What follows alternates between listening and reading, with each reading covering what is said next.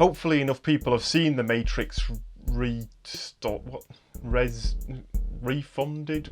What's it called again? Hopefully enough people have seen The Matrix Resurrections for me to talk about it now. I'll probably be covering some spoilers, so if you've not seen the new Matrix film, then don't bother, because it's not very good. Just while you're in the cinema, watch a different film instead. So deja vu. And yet it's obviously all wrong.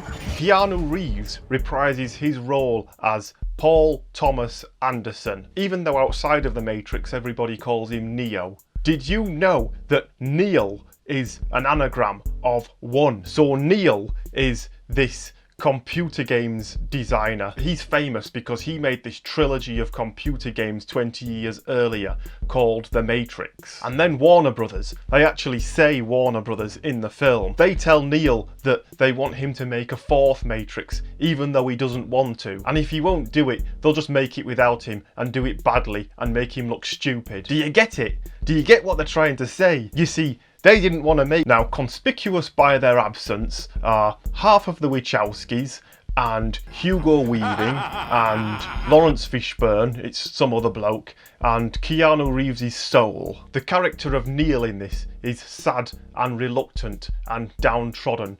It's fantastic method acting by Keanu Reeves, and there's this new crew trying to rescue Neil out of the Matrix because years before some machines put Neo and Trinity back together and some stuff like that. The new crew is led by this character called Bugs, played by Jessica Henwick, who's normally good in stuff, but she isn't in anything that's very good, if that makes sense. Matrix 4, rubbish. Iron Fist, rubbish.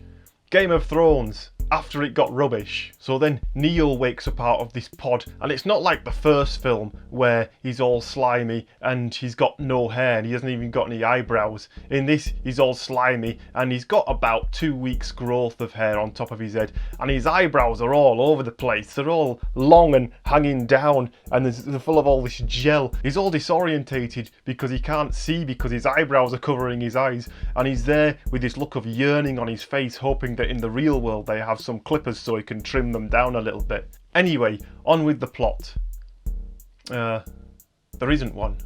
Then they run into Jada Pinkett Smith, who's reprising her role as Lady from the sequels, and Christina Ricci shows up and she says like one thing and she's only in it for a few seconds, and I've no idea why she's in this. And there's these friendly robots that they're mates with, and they're sort of like wacky and cuddly and doing high fives and stuff. A bit like those really annoying little things that were in one of the Transformers sequels. I think they're trying to sell some Matrix Happy Meal toys or something weird like that.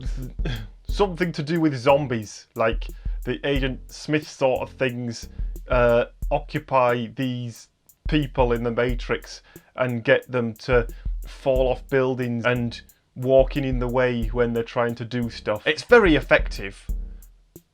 No, it's not very effective. That's okay, because the film's nearly over and there haven't really been any high stakes so far, so there's no point starting now. Also around this point, I'm guessing that they're not going to do anything with this actor, who normally I think is quite good, but yeah, he's got nothing to do here, so he's been wasted. Neil tries to fly a couple of times, but he can't do it, and that's probably the bit of the film that I can relate to the most. Then they escape by jumping off this building, and Neil tries flying, but he still can't do it, so they're about to fall to their deaths. But then Trinity starts flying, so I think that means she's the one, and Neil's the one, and they're both the one, and Trinity means 3, but Neil's the one, and so is Trinity. You said Michelle's the one? Yeah, she's the one. You said Claire was the one? Yeah, she's another one.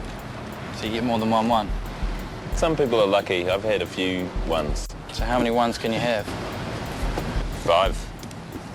How many have you had?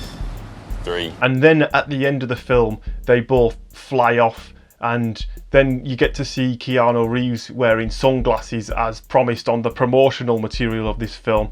I think maybe 1.8 seconds before the credits roll. So the promotional material definitely did deliver there. And when they're flying off, there's this same Rage Against the Machine song playing that was also playing at the end of the first Matrix film. But it's not Rage Against the Machine, it's the cover by Brass Against. Actually, I don't mind that version. Anyway, did you know that Trinity is an anagram of 1? Insert another joke here about how important elements from the original film have been undone here, if you can be bothered.